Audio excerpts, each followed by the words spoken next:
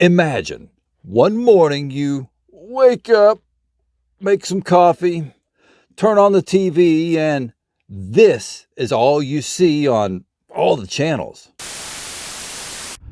Ladies and gentlemen, I'm standing here amidst complete chaos and uncertainty as several major U.S. cities around the world are gripped by an otherworldly invasion.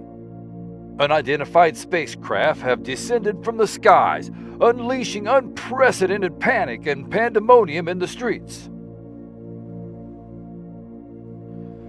Behind me, you can see the alien vessels hovering in the sky. Their origin and intentions, still a mystery. The military is on high alert, scrambling to establish a defense against this unexpected extraterrestrial threat. Emergency services are overwhelmed, responding to reports of strange occurrences across the city. Eyewitnesses describe bizarre, otherworldly beings emerging from these alien crafts, sparking fear and disbelief among the populace.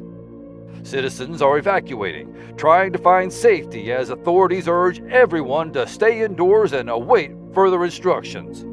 The government is mobilizing resources to assess the situation and devise a strategy to confront this unprecedented event. I just spoke with a military official off camera who told me that they are actively communicating with the international community to gather intelligence on these invaders. The president is expected to address the nation shortly, providing reassurance and guidance in this time of crisis. Oh, hold on! Something's happening! The alien ships are now unleashing some kind of energy beams, causing destruction in their wake. Buildings are shaking and the ground is trembling. This is an unprecedented display of power.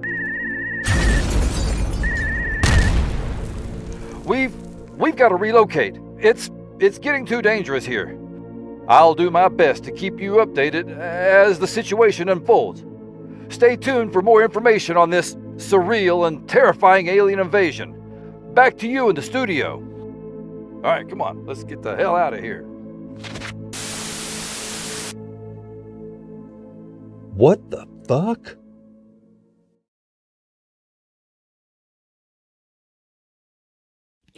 What would you do in a situation like this? Would you evacuate? Stay at home? Say a prayer? I know what I'd do. Hunker down and lock and load, baby. But what if I told you it was all bullshit? That the whole thing was one giant simulation? It's very possible. Have you ever heard of Project Bluebeam? If you haven't, well, come on over here and check this shit out. In a nutshell, Project Bluebeam is the theory that the powers that be are planning to fake an alien invasion in the coming years with the intention of bringing the nations of the world together to fight against a common enemy. The ultimate objective is to usher in a new world order with one worldwide leader. Even though this theory started in the early 1990s, it may only now be coming to fruition. In this video, I'm going to go into detail about what Project Bluebeam is, all the events that have happened so far that match up with it. I'll tell you what the skeptics think about it and what the believers believe. Then I'll give you my personal opinion on it. Some say it's just a conspiracy theory. Others say not only is it real, but it's already started and there's proof.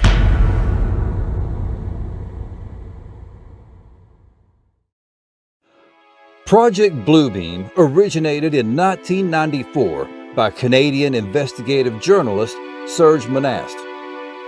Project Bluebeam is a plot to facilitate a totalitarian world government by destroying traditional religions and replacing them with a New Age belief system using NASA technology.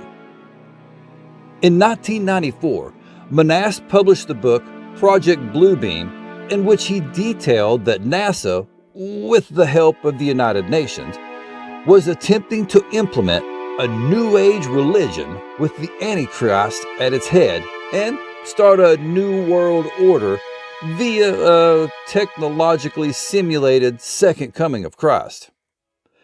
It would involve a 4-step process.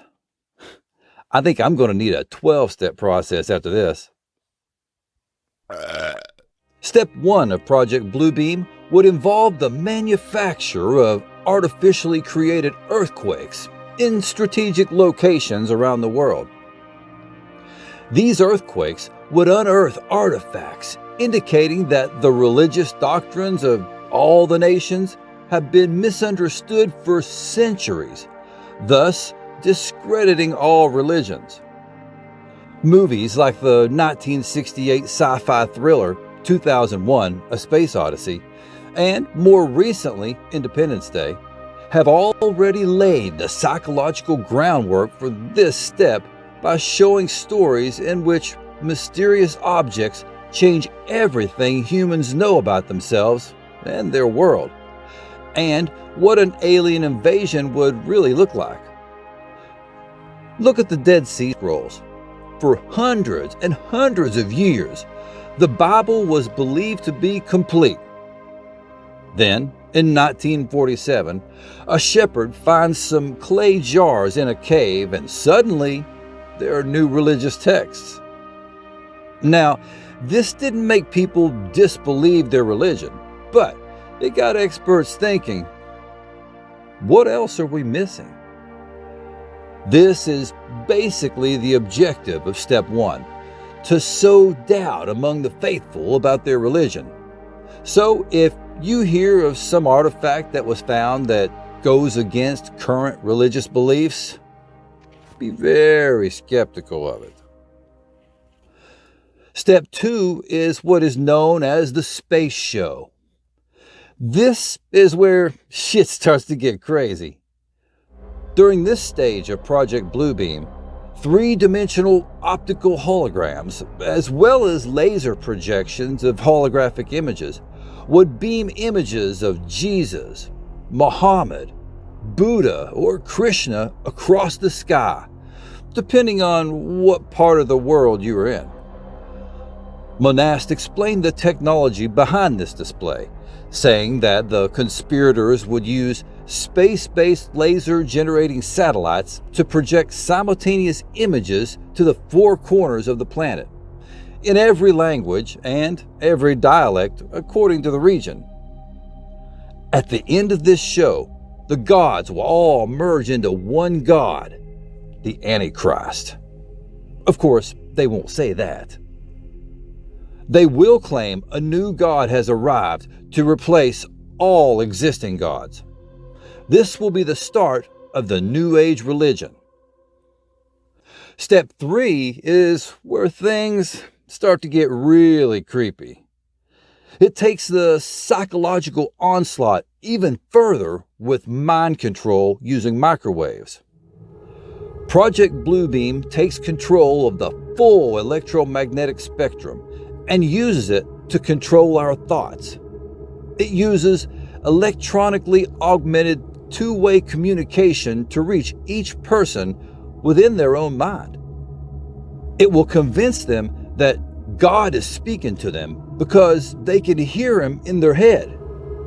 Great, just what I need. Another fucking voice in my head. I am God, and you will obey me. Man, won't you shut the fuck up?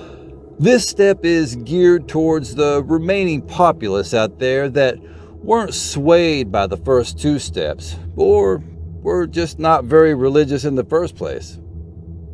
The microwaves coming from the satellites will be fed information from computers that store a massive amount of information on each person on Earth. The microwaves will then interlace with their natural thinking to form what is called diffused artificial thought. The human brain is like a computer. Information is fed in, processed, and then integrated. Then a response is created and acted upon. The New World Order leader will use additional technologies to disrupt weather patterns, cause epidemics, and generally exacerbate the chaos. The government would start abducting citizens to foster an illusion that the Earth is facing an extraterrestrial invasion and people are being taken. It would involve the use of experimental drugs, holographic projection capabilities, directed energy weapons, induced auditory input, experimental aircraft, man-made UFOs, special effects costuming, and stagecraft, all of which can already be done, even as we speak now. Eventually, humanity's only choice will be to give their undying devotion to the dictator and the New World Order, the only ones capable of saving them from total destruction. Step 4 is the most devious of all. It describes how Project Bluebeam will create a fake worldwide disaster to bring everyone together through fear. It's made up of 3 orientations. The first orientation will make everyone think an alien invasion is occurring in every major city, like the beginning of this video. Serge Monast said it would be a universal supernatural manifestation using electronic means. It would use secret technologies to create 3D holograms of fleets of UFOs hovering in the skies. Basically a false flag attack. The second orientation is to make Christians believe the rapture has begun with the divine intervention of an alleged good alien force coming to save the world from a brutal satanic attack. The third orientation will keep people faithful to the New World Order. The dictator will continue to use their projection technologies to simulate inexplicable happenings that will reinforce the world's faith in this new universal religion. They will simulate a hostile alien invasion, which will serve to keep people in fear and make them believe that the New World Order is the only protection they have against the invaders. Since our meager weapons will be no match for the aliens' advanced technology, we would have to combat it using the most powerful weapon we have. That's right, nukes. After the smoke clears on all the destroyed cities, the architects of Project Bluebeam would admit that everything was staged. After seeing the massive destruction of their cities from the nuclear blasts, folks would be screaming for all countries to disarm, which was Project Bluebeam's plan all along. Serge Monast also said that Project Bluebeam will phase out paper and plastic money in favor of a single universal electronic currency. Cryptocurrency, anyone? Bitcoin was created by Satoshi Nakamoto. However, nobody knows who or where he is. Project Bluebeam has 4 goals: abolish religion, eliminate patriotism, dissolve the family in favor of the state, and destroy individual creativity. That sounds a lot like communism, doesn't it? In 1995, Serge Monast stated that he was being watched and followed. In September 1996, due to Monast homeschooling his children, they were taken away and made wards of the state to be given a proper education. Read that as a government education. He never saw them again. Monast was arrested in December 1996 for his involvement in networks of prohibited information, being a whistleblower. Strangely, The day after being arrested and spending the night in jail, he died in his home of a heart attack. He was a perfectly healthy 51-year-old man with no heart issues in his family. Many of his followers believe he was poisoned with a psychotropic weapon.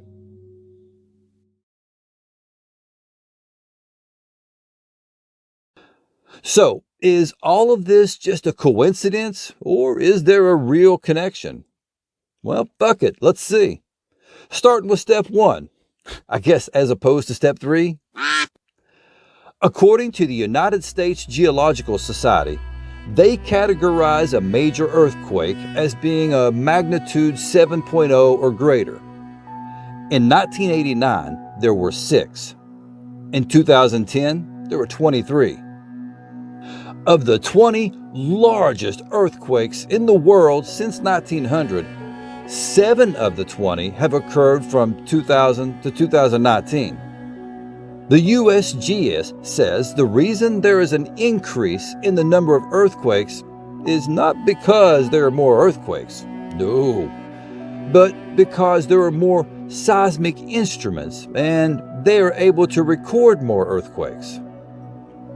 I don't know, man. That seems like a cop-out to me. I mean, the smaller quakes can be detected easier now than, say, 1901, so I agree with them on that. But they could easily detect major earthquakes back then, even from a great distance. So the higher number of major quakes now compared to then is still unexplainable. Furthermore, earthquakes have recently been occurring in places they don't normally occur. Oklahoma, Texas, Kansas, South Carolina, Illinois, Tennessee, and Missouri. Going international, the UK, Germany, parts of eastern Canada around the St. Lawrence River, South Australia, and the interior of Brazil. Moving on to religious finds, there have been several biblical discoveries recently.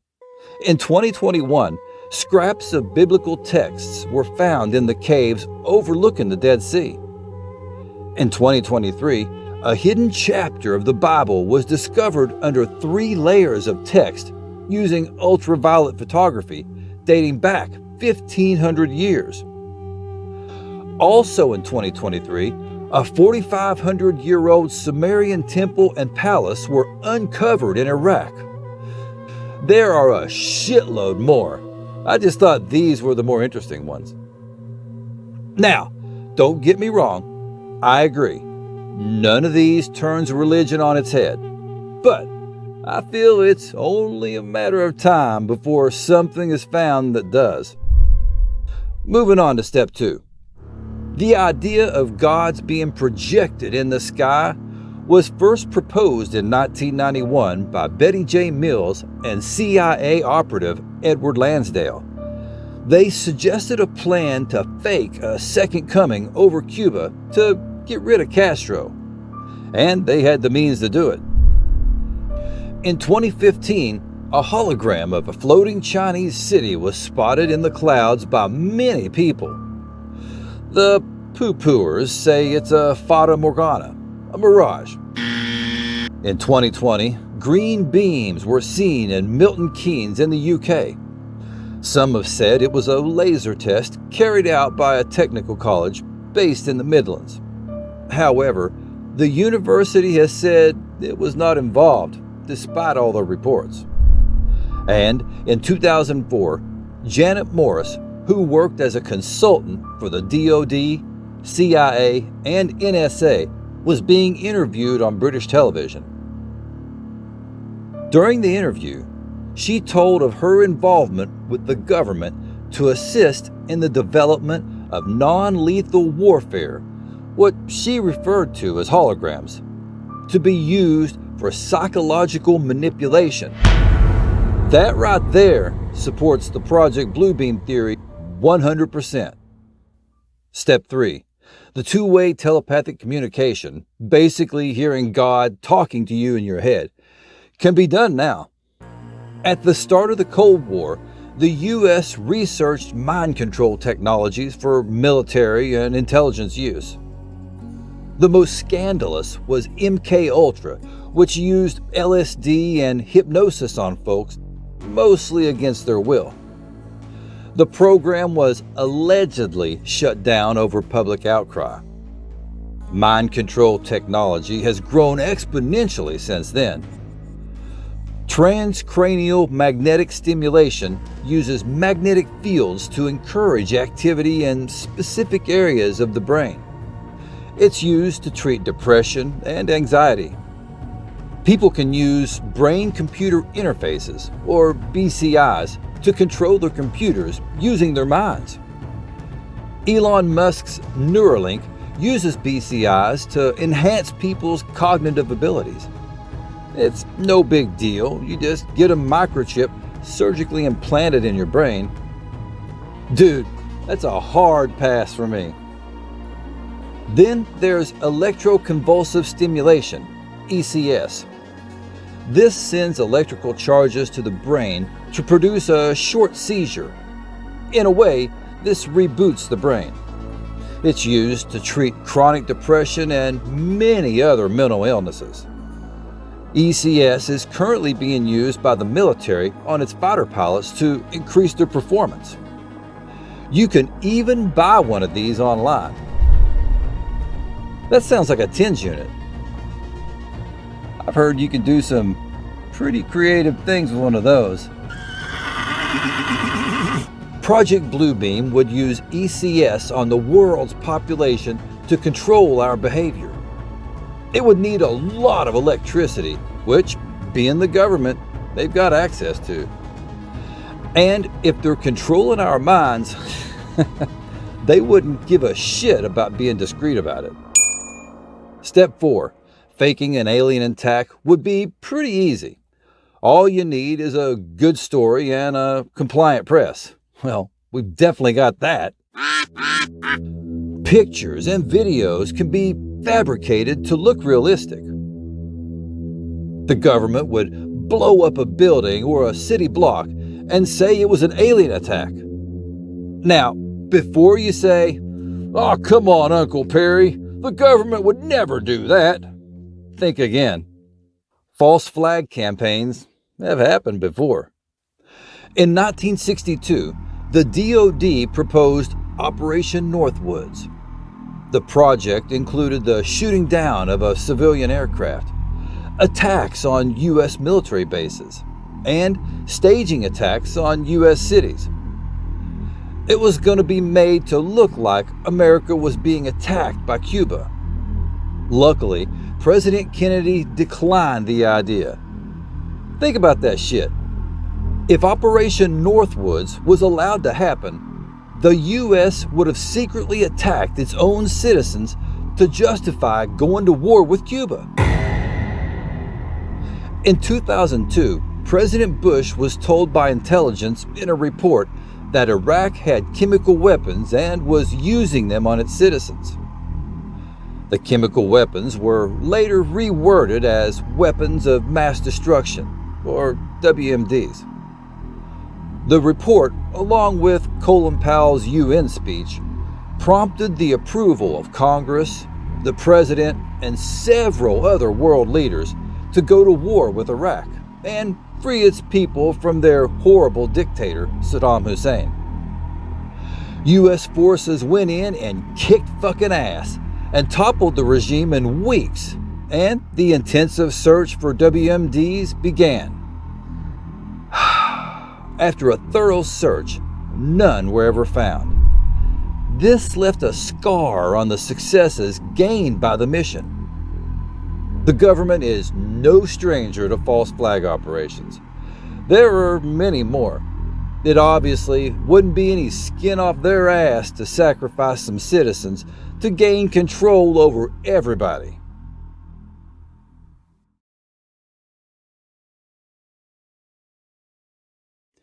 In the aftermath of the disclosures surrounding Project Bluebeam, The world is caught in a peculiar dance between skepticism and a lingering sense of apprehension.